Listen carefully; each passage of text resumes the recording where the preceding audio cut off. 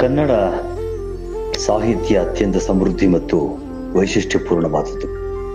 ಜನಪದ, ವಚನ ಹಾಗೂ ದಾಸ ಸಾಹಿತ್ಯ ವಿಶ್ವವಂದ್ಯ. ದಾಸ ಸಾಹಿತ್ಯಕ್ಕೆ ಅನನ್ಯ ಕೊಡುಗೆ ಕೊಟ್ಟ ಹಲವು ಮಾನ್ಯರಲ್ಲಿ ಶ್ರೀ ಶ್ರೀ ಕನಕದಾಸರು ಅಗ್ರಮಾನ್ಯರು.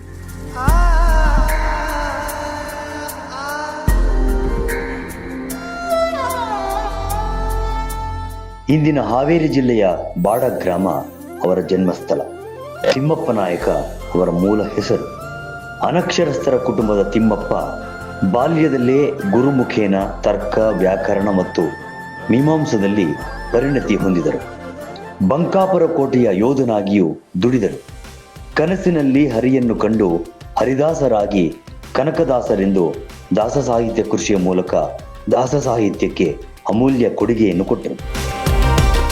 ವ್ಯಾಸತೀರ್ಥರ ಶಿಷ್ಯರಾಗಿ ದ್ವೈತ ಸಿದ್ಧಾಂತ ಮತ್ತು ವೈಷ್ಣವ ಸಿದ್ಧಾಂತವನ್ನು ಪ್ರಖರವಾಗಿ ಪ್ರತಿಪಾದಿಸಿದರು.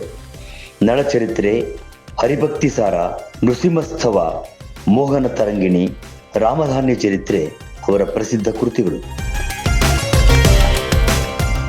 ಕುಲ ಕುಲ ಕುಲವೆಂದು ಹೊಡೆದಾಡದಿರಿ ಎಂದು ಹಾಡಿ ವರ್ಣಭೇದ ಸಲ್ಲದು ಎಂದು 16ನೇ ಶತಮಾನದಲ್ಲಿ ಹಾಡಿ ಮನ ವಿಕಾಸ ಮಾಡಿದ ಸಂತರು ಕನಕದಾಸರು.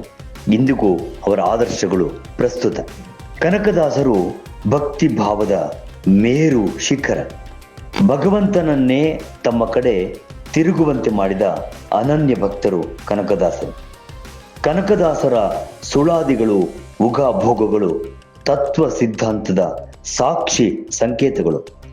ಕನಕನನ್ನು ಕೆಣಕದಿರಿ, ಕೆಣಕಿ ತಿಣುಕದಿರಿ ಎನ್ನುವುದು ಅವರ ಅಪಾರ ಪ್ರೌಢಿಮೆಗೆ ಸಾಕ್ಷಿ. ಸಮಸ್ತ ವೀಕ್ಷಕರಿಗೆ ವಿಶ್ವಂ ವೈಚಾರಿಕ ವಾಹಿನಿಯ ಪರವಾಗಿ ಕನಕದಾಸ ಜಯಂತಿಯ ಶುಭಾಶಯಗಳು.